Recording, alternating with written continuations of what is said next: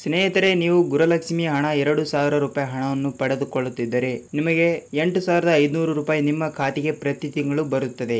ಗೃಹಲಕ್ಷ್ಮಿ ಹಣದ ಜೊತೆ ಈ ಹಣವನ್ನು ಕೂಡ ನಿಮ್ಮ ಗೃಹಲಕ್ಷ್ಮಿ ಹಣದ ಜೊತೆನೆ ಟೋಟಲ್ ಆಗಿ 8,500 ರೂಪಾಯಿ ನಿಮ್ಮ ಖಾತೆಗಳಿಗೆ ಬರುತ್ತದೆ. ಅದು ಹೇಗೆ ಬರುತ್ತದೆ ಮತ್ತು ಎಷ್ಟನೇ ದಿನಾಂಕದಿಂದ ಈ ಹಣವನ್ನು ಜಾರಿಗೆ ತರುತ್ತಾರೆ ಮತ್ತು ಯಾವ ಯಾವ ಮಹಿಳೆಯರಿಗೆ ಬರುತ್ತದೆ ಅಂತ ನಿಮಗೆ ಈ ವಿಡಿಯೋದಲ್ಲಿ ಪೂರ್ತಿಯಾಗಿ ಇನ್ಫಾರ್ಮೇಶನ್ ಅನ್ನು ತಿಳಿಸ್ತಾ ಇದ್ದೀನಿ. ಅದಕ್ಕಿಂತ ಮುಂಚೆ ನೀವು ಚಾನಲ್ಗೆ ಸಬ್ಸ್ಕ್ರೈಬ್ ಮಾಡಿಲ್ಲ ಅಂದ್ರೆ ಸಬ್ಸ್ಕ್ರೈಬ್ ಮಾಡಿ ಮತ್ತು ಪಕ್ಕದಲ್ಲಿರೋ ಬೆಲ್ ಐಕನ್ ಕೂಡ ಕ್ಲಿಕ್ ಮಾಡಿ. ವಿಡಿಯೋನ ಪೂರ್ತಿಯಾಗಿ ನೋಡಿ, ನಿಮಗೆ ಮಾಹಿತಿಯನ್ನು ಪೂರ್ಣವಾಗಿ ಅರ್ಥವಾಗುತ್ತದೆ. ನೋಡಿ, ಇಲ್ಲಿ ನಿಮಗೆ ಏನಾಗಿದೆ ಅಂದ್ರೆ ಪ್ರತಿಯೊಂದು ಗೃಹಲಕ್ಷ್ಮಿ ಮಹಿಳೆಯರಿಗೆ ತಲಾಕ್ 2,000 ರೂಪಾಯಿ ಹಣವನ್ನು ಬರುತ್ತಿದ್ದು ಈ ಯೋಜನೆ ಗೃಹಲಕ್ಷ್ಮಿ ಯೋಜನೆ ಆಗಿದೆ. ಕಾಂಗ್ರೆಸ್ ಪಕ್ಷವು ಹೇಳಿರುವ ಹಾಗೆ ಈಗ 10 ತಿಂಗಳ ಗೃಹಲಕ್ಷ್ಮಿ ಹಣವನ್ನು ನಿಮ್ಮ ಖಾತೆಗಳಿಗೆ ಬಂದಿದೆ. ಅಂದರೆ 20,000 ರೂಪಾಯಿ ಹಣವನ್ನು ನಿಮ್ಮ ಖಾತೆಗಳಿಗೆ ಬಂದಿದೆ. ಆದ ಕಾರಣ ಕಾಂಗ್ರೆಸ್ ಪಕ್ಷವು ಬಿಡುಗಡೆ ಮಾಡಿರುವ 5 ಯೋಜನೆಗಳಲ್ಲಿ ಕೂಡ ಶಕ್ತಿ ಯೋಜನೆ, ಅನ್ನಭಾಗ್ಯ ಯೋಜನೆ, ಗೃಹಲಕ್ಷ್ಮಿ ಯೋಜನೆ ಮತ್ತು ಯುವ ನಿಧಿ ಯೋಜನೆ ಇನ್ನಿತರ ಹಣವನ್ನು ಕೂಡ ನಿಮ್ಮ ಖಾತೆಗಳಿಗೆ ಬರುತ್ತಿದೆ. ಈಗ ಗೃಹಲಕ್ಷ್ಮಿ ಹಣವನ್ನು 2,000 ರೂಪಾಯಿ ಹಣವನ್ನು ಬರುತ್ತಿದೆ. ಅದರ ಸಲುವಾಗಿ ಕೂಡ ನಿಮ್ಮ ಖಾತೆಗಳಿಗೆ ಇನ್ನೂ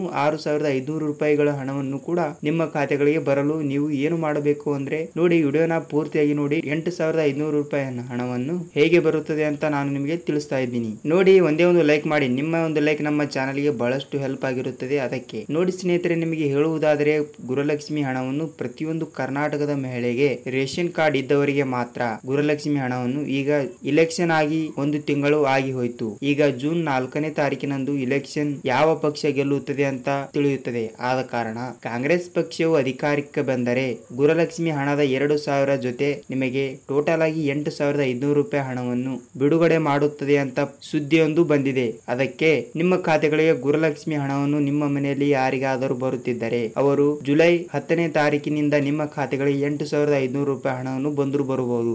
ನೋಡಿ, ನಿಮ್ಮ ಖಾತೆಯನ್ನು ಒಂದು ಸಲ ನಿಮ್ಮ ಬ್ಯಾಂಕಿಗೆ ಹೋಗಿ ಚೆಕ್ ಮಾಡಿಸಿ, ನಿಮಗೆ ಹಣವನ್ನು ಬಂದೇ ಬರುತ್ತದೆ.